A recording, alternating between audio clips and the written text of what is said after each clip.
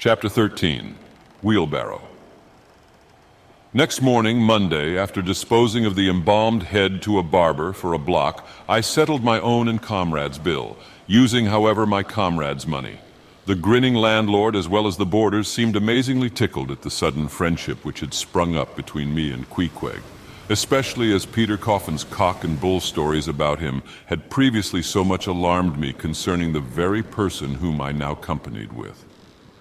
We borrowed a wheelbarrow, and embarking our things, including my own poor carpet bag and Queequeg's canvas sack and hammock, away we went down to the Moss, the little Nantucket packet schooner moored at the wharf.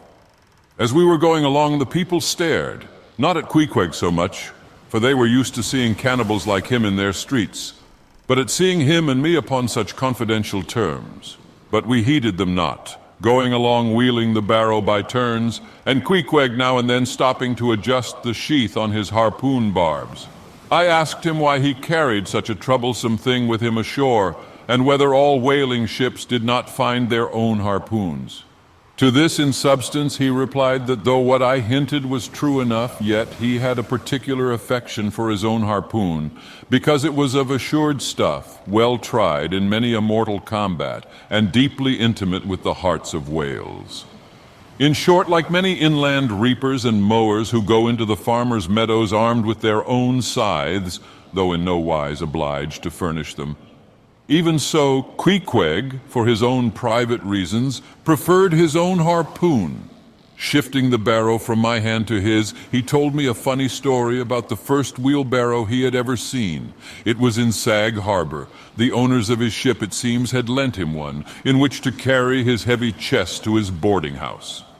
Not to seem ignorant about the thing, though in truth he was entirely so, concerning the precise way in which to manage the barrow, Queequeg puts his chest upon it, lashes it fast, and then shoulders the barrow and marches up the wharf. Why, said I, Queequeg, you might have known better than that, one would think. Didn't the people laugh? Upon this he told me another story. The people of his island of Rokovoko, it seems, at their wedding feasts express the fragrant water of young coconuts into a large stained calabash like a punch bowl. And this punch bowl always forms the great central ornament on the braided mat where the feast is held. Now a certain grand merchant ship once touched at Rokovoko, and its commander, from all accounts a very stately, punctilious gentleman, at least for a sea captain, this commander was invited to the wedding feast of Queequeg's sister, a pretty young princess just turned of 10. Well, when all of the wedding guests were assembled at the bride's bamboo cottage, this captain marches in, and being assigned the post of honor, placed himself over against the punch bowl, and between the high priest and his majesty the king, Queequeg's father. Grace being said. For those people have their grace as well as we, though Queequeg told me that unlike us, who at such times look downwards to our platters, they on the contrary, copying the ducks, glance upwards to the great giver of all feasts. Grace, I say, being said, the high priest opens the banquet by the immemorial ceremony of the island, that is, dipping his consecrated and consecrating fingers into the bowl before the blessed beverage circulates. Seeing himself placed next the priest and noting the ceremony and thinking himself, being captain of a ship, as having plain precedence over a mere island king, especially in the king's own house, the captain coolly proceeds to wash his hands in the punch bowl, taking it, I suppose, for a huge finger glass. Now, said Queequeg, what you tink now? Didn't our people laugh? At last, passage paid and luggage safe, we stood on board the schooner. Hoisting sail, it glided down the Acushnet River. On one side, New Bedford rose in terraces of streets, their ice-covered trees all glittering in the clear, cold air.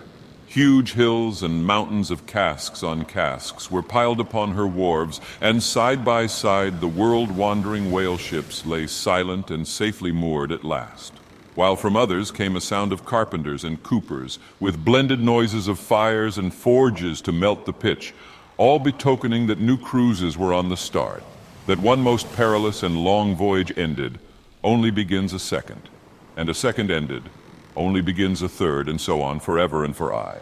Such is the endlessness, yea, the intolerableness of all earthly effort. Gaining the more open water, the bracing breeze waxed fresh. The little moss tossed the quick foam from her bows as a young colt his snortings. How I snuffed that Tartar air! How I spurned that turnpike earth, that common highway all over dented with the marks of slavish heels and hoofs, and turned me to admire the magnanimity of the sea which will permit no records. At the same foam fountain, Queequeg seemed to drink and reel with me. His dusky nostrils swelled apart, he showed his filed and pointed teeth. On we flew, and our offing gained, the moss did homage to the blast, ducked and dived her bows as a slave before the Sultan. Sideways leaning, we sideways darted, every rope yarn tingling like a wire, the two tall masts buckling like Indian canes in land tornadoes. So full of this reeling scene were we as we stood by the plunging bowsprit, that for some time we did not notice the jeering glances of the passengers, a lubber-like assembly who marveled that two fellow beings should be so companionable, as though a white man were anything more dignified than a whitewashed Negro. But there were some boobies and bumpkins there who, by their intense greenness, must have come from the heart and center of all verdure. Queequeg caught one of these young saplings mimicking him behind his back. I thought the bumpkin's hour of doom was come. Dropping his harpoon, the brawny savage caught him in his arms, and by an almost miraculous dexterity and strength sent him high up bodily into the air. Then, slightly tapping his stern in mid-somerset, the fellow landed with bursting lungs upon his feet, while Queequeg, turning his back upon him, lighted his tomahawk pipe and passed it to me for a puff. "Captain, Captain," yelled the bumpkin, running towards that officer. Captain, here's the devil." "Hello, you, sir," cried the captain, a gaunt rib of the sea, stalking up to Queequeg. "What in thunder do you mean by that? Don't you know you might have killed that chap?" "What him say?" said Queequeg, as he mildly turned to me. "He say," said I, "that you came near killie that man there," pointing to the still, shivering greenhorn. "Killie," cried Queequeg, twisting his tattooed face into an unearthly expression of disdain. "Ah, him bevy smally fishy, Queequeg no killie so smally fishy, Queequeg killie big whale." "Look you," roared the captain, "I'll killie you, you cannibal, if you try any more of your tricks aboard here, so mind your eye." But it so happened just then that it was high time for the captain to mind his own eye.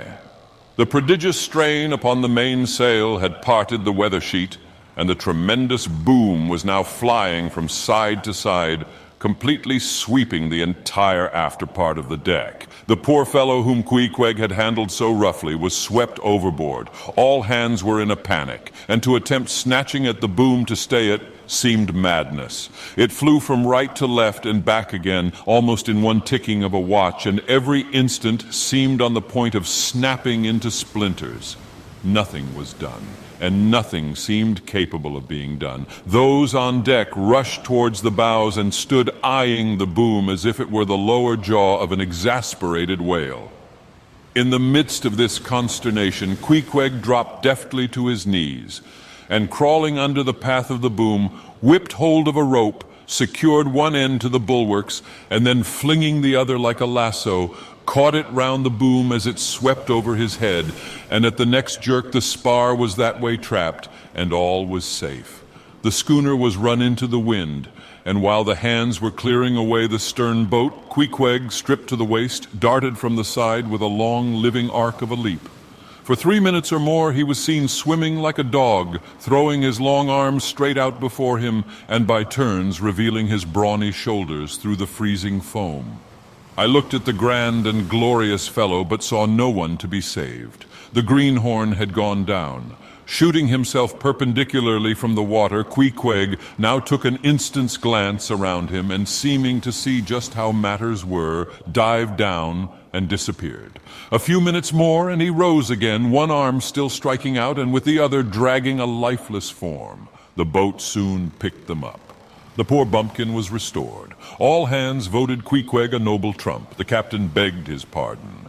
From that hour I clove to Queequeg like a barnacle, yea, till poor Queequeg took his last long dive. Was there ever such unconsciousness? He did not seem to think that he at all deserved a medal from the humane and magnanimous societies. He only asked for water, fresh water, something to wipe the brine off. That done, he put on dry clothes, lighted his pipe, and leaning against the bulwarks and mildly eyeing those around him, seemed to be saying to himself, "It's a mutual joint stock world in all meridians. We cannibals must help these Christians